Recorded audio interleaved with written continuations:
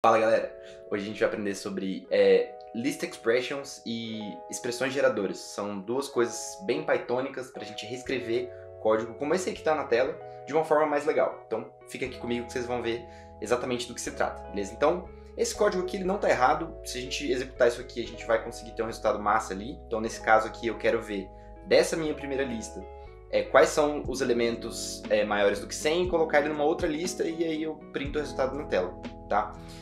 Tem uma forma que a gente consegue escrever isso, que ela é um pouco mais performática, ela é um pouco mais enxuta também. A gente não precisa desse tanto de linha de código aqui para escrever a mesma coisa usando Python, tá? Então, eu vou apresentar isso para vocês, mas primeiro vamos tentar ver quanto tempo isso aqui demora para ser executado com a biblioteca time, tá? Então, o que a gente vai fazer? Antes da gente executar a função, a gente vai dizer que o start time vamos capturar o tempo de agora. E aí, ao invés de printar o resultado, a gente vai printar time.time para o tempo, tipo, logo depois que acabou a execução, menos o start time. Isso não é exatamente assim o jeito mais legal da gente executar isso, né? Porque outros processos podem estar interferindo e tal, mas é uma forma da gente ver mais ou menos quanto tempo vai demorar para o nosso código rodar. Como é um negócio assim relativamente peraí. O print dentro de um print. Peraí, vamos lá. Vamos fazer o negócio certo. Vamos lá. Então, como não é assim uma coisa muito difícil de fazer, a lista é super pequena, isso aqui não vai demorar nada, tá? Mas, enfim, a gente tá vendo ali basicamente no 10 a menos 6. Beleza, não tem problema. Agora vamos fazer o seguinte. Vamos tentar reescrever esse result aqui de uma outra forma, tá? Vamos fazer o mesmo código e vamos ver como é que isso aqui se comporta. Beleza, então o que a gente vai fazer? A gente vai abrir o mesmo result, só que daí a gente vai abrir uma chave, fechar uma chave como se a gente tivesse abrido uma lista, só que aqui dentro a gente vai escrever uma expressão. Então, a gente vai pegar o elemento para todos os elementos na minha lista, se o elemento for maior ou igual a 100. Olha só, é a mesma lógica. E isso aqui vai criar para mim virtualmente a mesma lista. Vamos ver aqui, então, list comp result. E depois em cima o result, a gente vai fazer o seguinte, vamos dar um print no result e vamos dar um print no list comp result. Vamos ver se eles são iguais, similares ou diferentes. É exatamente o mesmo resultado, então perceba. Ao invés de eu usar esse tanto de linhas aqui, eu posso escrever tudo numa única linha, de um jeito muito mais enxuto. E, cara, assim, para esse caso aqui, talvez o resultado seja inexpressivo de performance, né? A gente já importou aqui o módulo time do Python. Vamos só fazer por curiosidade, né, para ver se existe alguma diferença nesse resultado, só que a gente vai fazer diferente. Vamos fazer assim, ó. Start result vai ser time.time. E aí, end result vai ser time.time menos start result. Aí aqui embaixo a gente vai fazer start list comp time.time, end list comp vai ser time.time menos, esqueci de chamar o método, menos start list comp. E aí a gente vai fazer um print do end result, end list comp menos end result. Aí assim, se o end list comp for maior, o resultado vai ser positivo, se o end result for maior, o resultado vai ser negativo. Vamos ver se isso aqui dá pra gente positivo ou negativo. Peraí, deixa eu tirar esses prints aqui, mas eu já vi ali o resultado na tela, né, que deu negativo. Isso significa o quê? Isso significa pra gente que o end list comp tem um tempo menor de execução do que o end result, ou seja, é mais rápido você escrever as coisas com list comprehension do que você escrever um for loop com if dentro, tá? Não vou entrar nos detalhes do porquê que isso acontece, né? E a diferença é inexpressiva, enfim, para esse tamanho de lista, né? Não estaria errado, você não teria um código ruim se você fizesse esse cálculo aqui para esse caso específico, mas tem que levar em consideração que, à medida que os tamanhos de listas ou de matrizes tal que vocês vão trabalhando aumenta, coisas como essa vão fazendo mais diferença.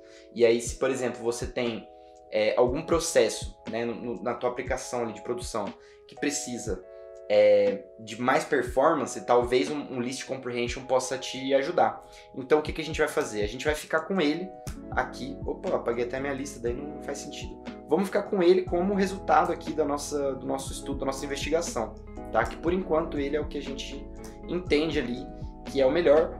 Não necessariamente por performance para esse caso, mas porque, cara, uma única linha, eu escrevi aquele porrada de coisa que eu tinha que definir função e tal, então mais legal a gente tentar deixar as coisas um pouco mais enxutas, tá bom? Beleza, a segunda coisa que eu queria falar para vocês era sobre geradores de expressão Generator Expressions, é isso. Que basicamente é o seguinte, em termos gerais ele vai fazer quase que a mesma coisa que esse List Comprehension, só que ao invés de retornar pra gente uma lista tendo aplicado aquela lógica que está ali dentro, ele vai retornar para mim um iterador, tá? Um gerador de novas iterações. Então, como que eu posso fazer isso aqui? Ó? GenExp Result, tá? Eu vou fazer a mesma lógica que está aqui dentro, beleza? Só que, ao invés de colocar entre chaves, eu vou colocar entre parênteses. E essa pequena diferença aqui vou até comentar esse cara aqui pra gente não fazer ele. Essa pequena diferença aqui de colocar uma chave e colocar um parênteses, ela resulta pra gente num tipo diferente de dado que a gente vai ter. Então vamos printar o tipo do GenExp Result. É um negócio novo que a gente não viu aqui ainda no Muritec, pelo menos. Né? Vamos dar um play nesse cara. E aí, ó, ele é da classe Generator. Se a gente dá um print no GenExp Result também, ó, ele é da classe Generator e ele é uma expressão geradora, ele é um GenExpression ali, que está alocado nesse endereço de memória e tal. Não é importante o endereço em si, mas enfim. O ponto é, cara, eu não tenho aqui um resultado direto. O que eu vou precisar fazer para poder chamar os resultados desse GenExp Result? Eu vou ter que chamar um next, tá? Então, para que serve isso? Serve para eu não diretamente acessar todos os elementos da lista, fazer aquele cálculo, porque eu não preciso. Eu quero chamar isso aqui depois, eu quero deixar definido ali qual que é a regra para ele, tá? Só que eu quero chamar esse cara depois. Então, o que acontece na prática? Se eu vier aqui e printar isso aqui uma vez, ele vai me dizer qual que é o primeiro elemento, né, que é maior ou igual a 100. Então, perceba, ele percorre a lista e fala assim, é maior que 100? É. Então, esse é o next result que a gente tem ali desse iterador.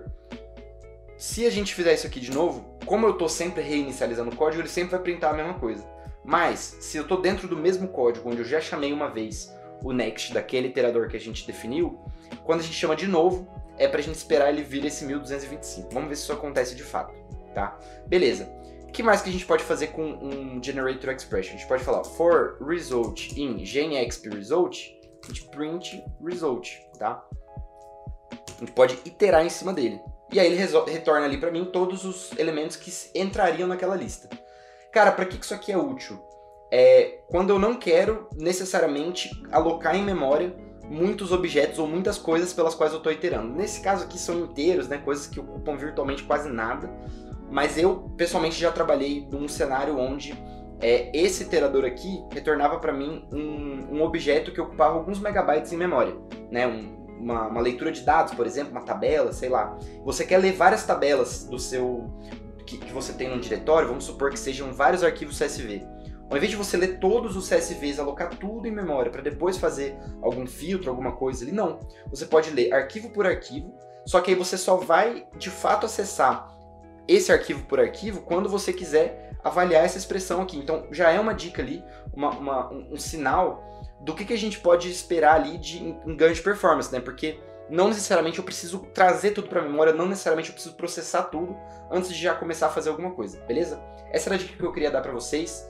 Espero que tenha sido útil, espero que vocês possam retirar alguma coisa aí de aprendizado. Vou descomentar isso aqui também, caso vocês queiram tirar um print ou alguma coisa nesse sentido para estudar depois, tá? Mas tá aí, List Comprehension, Generator Expression são duas coisas muito úteis aí para a tua jornada de aprendizado, beleza? Espero vocês no próximo vídeo. Se tiver qualquer dúvida, sempre comenta aqui, deixa o joinha para que outras pessoas também possam ver esse vídeo, que ajuda demais o canal, beleza? Um abraço, gente!